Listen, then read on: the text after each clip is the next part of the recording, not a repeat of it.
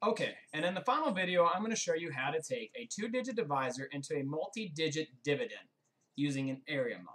So let's talk about this. So if we had the problem 140, 140.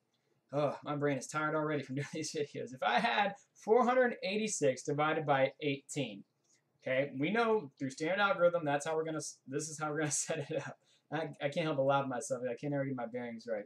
So we already see how my area model looks a little bit different. This time I still have my block, but I have two different parts. Well, we're gonna break 18 up. We're gonna break it up into 10 and 8. Now, I tell the students all the time, and you guys know this about division, it's a lot of guess and check, right? And so one of the things I always encourage them to do is use estimation and rounding and stuff like that. So 18 is a hard number to work with when you're really trying to figure out what multiplies that, trying to get close to 486 as you want. So I encourage them to say, you saw 18, make it 20, right? And just guess and check from there. You're always going to start with a multiple 10 in your first column right here. That's easy to multiply multiples of 10. So if I took this and made it 20, and I'm looking at 486, I say it's 500. Well, let's think about what multiple 10 would give me close to 500 if I multiplied it by 20. Well, if I know 30 is going to be too much, because 30 times 20 is 600. And if I'm looking at 500, that's too much. So let's try 20. Okay. And then you just do, just like the area model multiplication. 10 times 20 is 200. And 8 times 20 is 160. That gives us 360. That's pretty close to 480. So let's go ahead and subtract that off. 486, myself. Make sure I'm not making mistakes here. 6 minus 0 is 6. 8 minus 6 is 2. 4 minus 3 is 1. 126. All right, let's go ahead and draw our next block.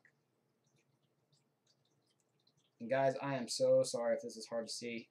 You have to forgive me. I don't really have a lot of resources to make these videos, so I'm trying to do the best that I can. This might get kind of scrunched up towards the end. Once again, I'm going to separate it. This is going to be 10. It's going to be 8. We're still going to act like this is going to be 20 to get close to 126. Well, what times 20 gets close to 126?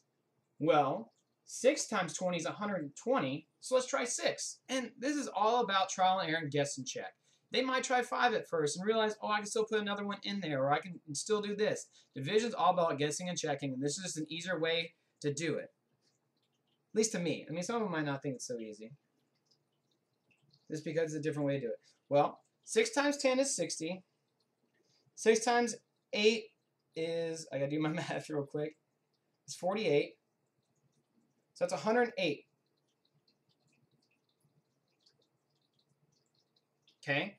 But you can't take, if you have 6, you can't take away 8, so I got to borrow a 10. That makes that 1. 16 minus 8 is 8. 1 minus 0 is 1.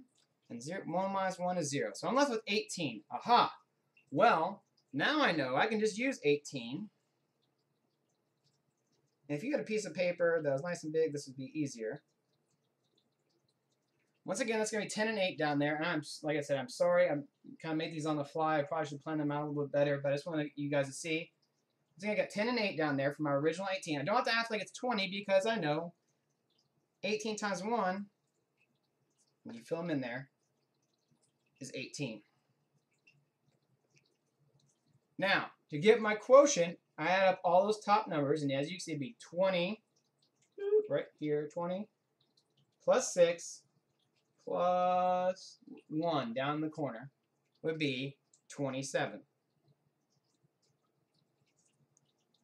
And to double check that, you would take that quotient and you would multiply it, well, you take 27, that quotient, and multiply it by our divisor, 18, and it will get you 486.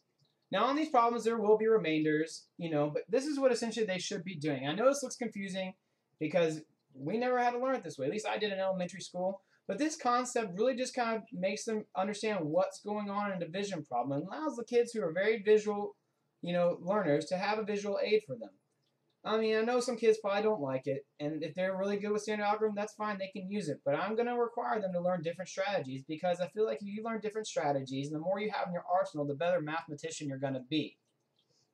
So, this is what they're going to be doing. It's going to be on the quiz on Friday. You've seen all 3 of them. If you have any questions or need any further explanation, please, please, please contact me. Do not be confused. It's the last thing I want you guys to be. It's the last thing I want the kids to be. Trying to make learning fun and engaging. Just please contact me if you have any questions. And that's it. Take care, guys. Bye.